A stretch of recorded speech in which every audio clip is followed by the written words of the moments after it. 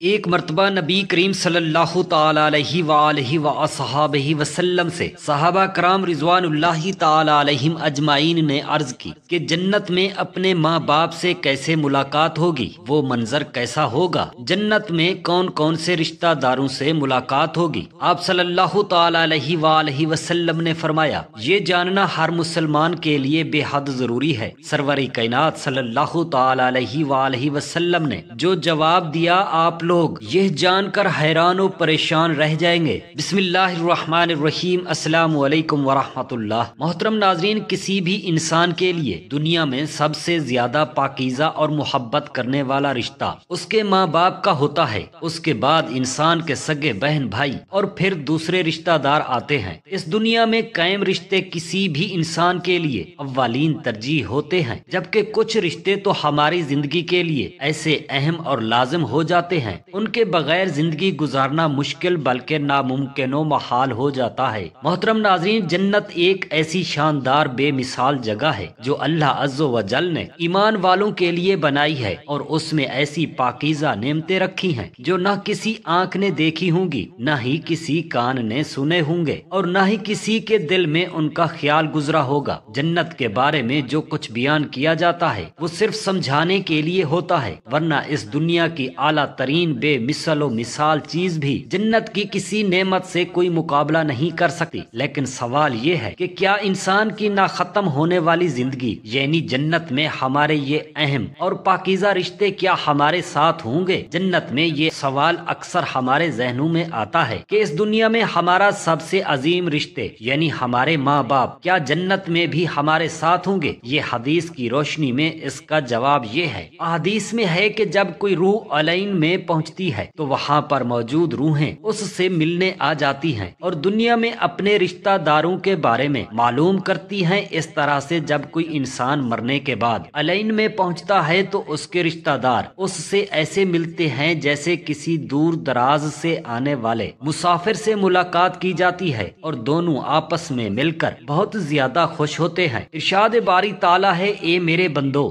آج تم پر نہ کوئی خوف طاری ہوگا اور نہ ہی تم غمگین ہوں گے، میرے وہ بندے جو ہماری ایتوں پر ایمان لائے تھے اور فرما بردار رہے تھے۔ تم بھی اور تمہاری بیویاں بھی خوشی سے چمکتے ہوئے چہروں کے ساتھ جنت میں داخل ہو جاؤ۔ ان کے آگے سونے کے پیالے اور گلاس گردش میں لائے جائیں گے، اور جنت میں ہر وہ چیز ہوگی جس کے دلوں کو خواہش ہوگی اور جس میں آنکھوں کی لذت حاصل ہوگی۔ ان سے کہا جائے گا کہ اس جنت میں تم ہمیشہ رہو گے۔ محترم ناظرین، ان آیات سے یہ بات ثابت ہوتی ہے کہ جنتی مردوں کی بیویاں بھی جنت میں ان کے ساتھ ہوں گی اور ایک ساتھ ہی جنت میں رہیں گے۔ وہاں جنت میں انہیں ہر وہ چیز مہیا کی جائے گی جس کی وہ خواہش کریں گے۔ حضرت ابو ہریرہ رضی اللہ تعالی عنہ سے روایت ہے کہ رسول خدا صلی اللہ تعالی علیہ وآلہ وسلم نے ارشاد فرمایا، جس وقت کوئی مومن بندہ مرنے کے قریب ہوتا ہے تو رحمت کے فرشتے سفید ریشمی کپڑا لے کر آتے ہیں اور روح سے کہتے ہیں کہ نکل جا، تو اللہ سے رضامند ہے اور اللہ تجھ سے رضامند ہے، اللہ تعالیٰ کی رحمت کی جانب اور اس کے رزق کی جانب اور اپنے پروردگار کی جانب جو کہ غضبناک نہیں ہے۔ پھر وہ روح اس طرح معطر حالت میں نکل جاتی ہے جس طرح سے ہوا کا جھونکا آیا ہو، اور پھر اس روح کو عمدہ خوشبودار کپڑے میں لپیٹ کر فرشتے ہاتھ پر اسے اٹھاتے ہوئے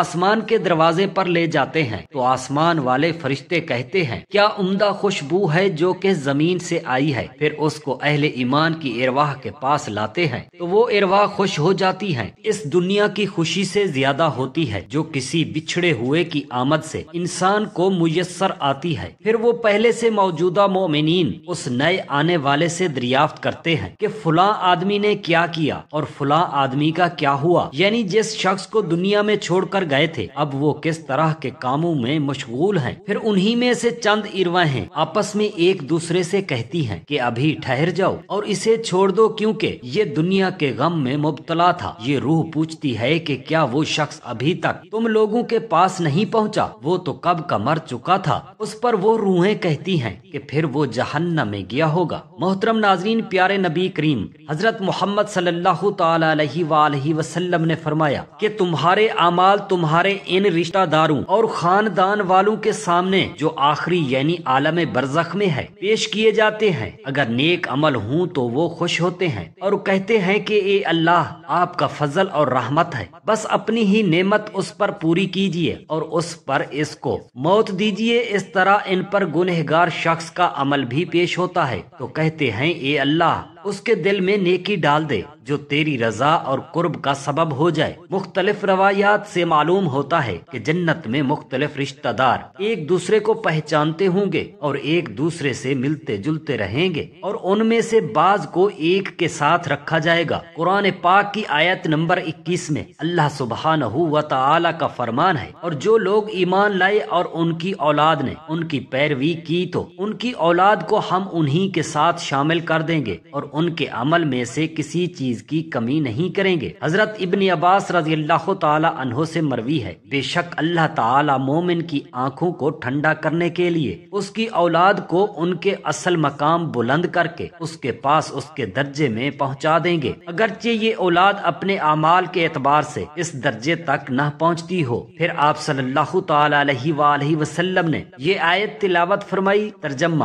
اور جو لوگ ایمان لائے ہیں اور ان کی اولاد نے بھی ایمان میں ان لوگوں کی پیروی کی تو اسی سے معلوم ہوتا ہے کہ انسانوں کی اولاد کو اس کی خواہش کے مطابق ان کے ساتھ ہی رکھا جائے گا۔ جو لوگ جنت میں جائیں گے تو یقیناً یہ وہ لوگ ہوں گے جنہوں نے اس دنیا میں نیک اعمال کیے ہوں گے، جبکہ ایسے لوگ بھی ہوں گے جنہوں نے گناہ کیے ہوں گے لیکن اپنے گناہوں پر شرمندہ ہو کر اس دنیا میں ہی اللہ سے معافی مانگ لی ہو اور صدقے دل سے توبہ استغفار کر لیا ہو تو اللہ تعالیٰ ان کو معاف فرما کر جنت میں داخل کرے گا، جہاں اللہ عز و جل ان کی ہر خواہش کو پورا فرما دے گا۔ اور یقیناً اس کی خواہش میں سے ایک خواہش یہ بھی ہوگی کہ دنیا میں اس سے جو بھی گناہ سرزد ہو چکے ہوں یا کوئی گناہ والے اعمال اس نے کیے ہوں تو اس سے وہ تمام اعمال بھلا دیے جائیں گے، کیونکہ جنت امن اور سکون کی جگہ ہوگی جہاں منفی خیالات اور غم و غصے کی کوئی گنجائش نہ ہوگی، اور ایک مومن اور جنتی کے لیے ہر طرف خوشحالی ہی خوشحالی ہوگی، جیسا کہ سورہ بقرہ کی آیت نمبر 25 میں ارشاد باری تعالیٰ ہوتا ہے، اور جو لوگ ایمان لائے اور نیک عمل کرتے رہے ان کو خوشخبری سنا دو کہ ان کے لیے جنت کے باغ میں جن کے نیچے نہریں بہ رہی ہیں، جب انہیں ان میں سے کسی قسم کا میوہ کھانے کو دیا جائے تو کہیں گے یہ تو وہی ہے جو ہم کو پہلے بتایا گیا تھا، اور انہیں ایک دوسرے کے ہم شکل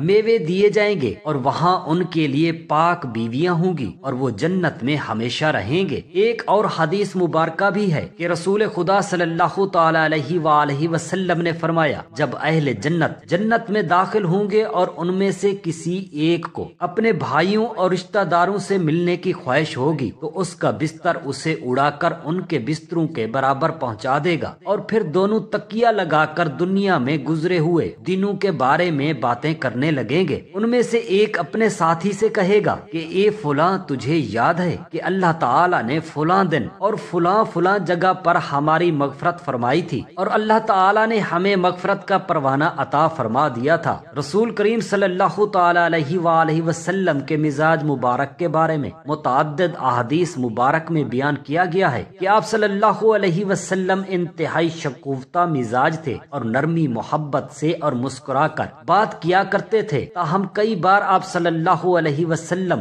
بے اختیار ہنس بھی دیتے تھے، مگر یہ اس وقت ہوتا جب آپ صلی اللہ علیہ وسلم آخرت کے حالات بیان فرما رہے ہوتے۔ آپ صلی اللہ علیہ وسلم صرف آخرت کے امور میں ہنسا کرتے تھے، اگر کوئی معاملہ اس دنیا سے متعلق ہوتا تو اس پر آپ صلی اللہ علیہ وسلم صرف تبسم فرمایا کرتے تھے۔ آپ صلی اللہ علیہ وآلہ وسلم نے ایک بار صحابہ کرام رضوان اللہ تعالی علیہم اجمعین کو یہ آگاہ کیا کہ روز محشر جب کسی کو جہنم سے نکال کر جنت میں بھیجا جائے گا تو اس کی حالت کیا ہوگی۔ اس پر آپ صلی اللہ علیہ وسلم نے ہنس کر یہ واقعہ احوال بیان کیا۔ بخاری شریف اور مسلم شریف میں ہے۔ حدیث مبارک یوں بیان کی گئی ہے، حضرت عبداللہ بن مسعود رضی اللہ تعالی عنہ سے روایت ہے کہ حضور نبی اکرم صلی اللہ تعالی علیہ وآلہ وسلم نے فرمایا، مجھے اچھی طرح معلوم ہے کہ سب سے آخر میں جہنم سے کون نکالا جائے گا یا سب سے آخر میں کون جنت کے اندر داخل ہوگا۔ یہ آدمی اپنے جسم کو گھسیٹتا ہوا جہنم سے باہر نکالے گا، چنانچہ اللہ تعالیٰ اس سے فرمائے گا کہ جا جنت میں چلا جا، لہٰذا وہ جنت میں داخل ہوگا۔ جنت میں جا کر پھر گمان گزرے گا کہ شاید یہ بھری ہوئی ہے، بس وہ واپس لوٹ کر پھر عرض کرے گا اے رب میں نے تو یہ جنت بھری ہوئی پائی ہے۔ چنانچہ اللہ تعالیٰ اس سے فرمائے گا جا اور جنت میں داخل ہو جاؤ، کیونکہ تیرے لیے جنت میں دنیا کے برابر بلکہ اس سے 10 گنا زیادہ حصہ ہے، یا فرمایا تیرے لیے 10 دنیاؤں کے برابر حصہ ہے۔ وہ عرض کرے گا اے اللہ پاک کیا مجھ سے مذاق کرتا ہے یا مجھ پر ہنستا ہے، حالانکہ تو حقیقی مالک ہے۔ حضرت عبداللہ بن مسعود رضی اللہ تعالی عنہ بیان کرتے ہیں کہ میں نے دیکھا کہ اس پر حضور نبی اکرم صلی اللہ علیہ وآلہ وسلم ہنس پڑے، یہاں تک کہ آپ صلی اللہ تعالی علیہ وآلہ وسلم کے دندان مبارک نظر آنے لگے۔ آپ صلی اللہ تعالی علیہ وآلہ وسلم فرماتے ہیں یہ اہل جنت کے سب سے کم درجے والے شخص کا حال ہے۔ حضرت ابو سعید خدری رضی اللہ تعالی عنہ سے روایت ہے کہ رسول اللہ صلی اللہ تعالی علیہ وآلہ وسلم نے فرمایا جو آدمی سب سے آخر میں جنت میں داخل ہوگا وہ گرتا پڑتا اور گھسیٹتا ہوا دوزخ سے اس حال میں نکلے گا کہ دوزخ کی آگ اسے جلا رہی ہوگی، پھر جب وہ دوزخ سے نکل جائے گا تو پھر دوزخ کی طرف پلٹ کر دیکھے گا اور دوزخ سے مخاطب ہو کر کہے گا کہ بڑی بابرکت ہے وہ ذات جس نے مجھے تجھ سے نجات دی، اور اللہ تعالی نے مجھے وہ نعمت عطا فرمائی ہے کہ اولین و آخرین میں سے کسی کو بھی وہ نعمت عطا نہیں فرمائی۔ پھر اس کے لیے ایک درخت بلند کیا جائے گا، وہ آدمی کہے گا اے میرے پروردگار مجھے اس درخت کے قریب کر دیجئے تاکہ میں اس کے سائے کو حاصل کر سکوں اور اس کے پہلو سے پانی پیوں۔ اللہ تعالیٰ فرمائیں گے اے ابن آدم اگر میں تجھے یہ دے دوں تو پھر اس کے علاوہ اور کچھ تو نہیں مانگے گا؟ وہ عرض کرے گا کہ نہیں اے میرے پروردگار۔ اللہ تعالیٰ اسے اس کے علاوہ اور نہ مانگنے کا معاہدہ فرمائیں گے اور اللہ تعالیٰ اس کا غرض قبول فرمائیں گے، کیونکہ وہ جنت کی ایسی ایسی نعمتیں دیکھ چکا ہوگا کہ جس پر اسے صبر نہ ہوگا۔ اللہ تعالیٰ اس سے اس درخت کے قریب کر دیں گے، وہ اس کے سائے میں آرام کرے گا اور اس کے پہلو کے پانی سے پیاس بجھائے گا۔ پھر اس کے لیے ایک اور درخت ظاہر کیا جائے گا جو پہلے درخت سے کہیں زیادہ خوبصورت ہوگا۔ وہ آدمی عرض کرے گا اے میرے پروردگار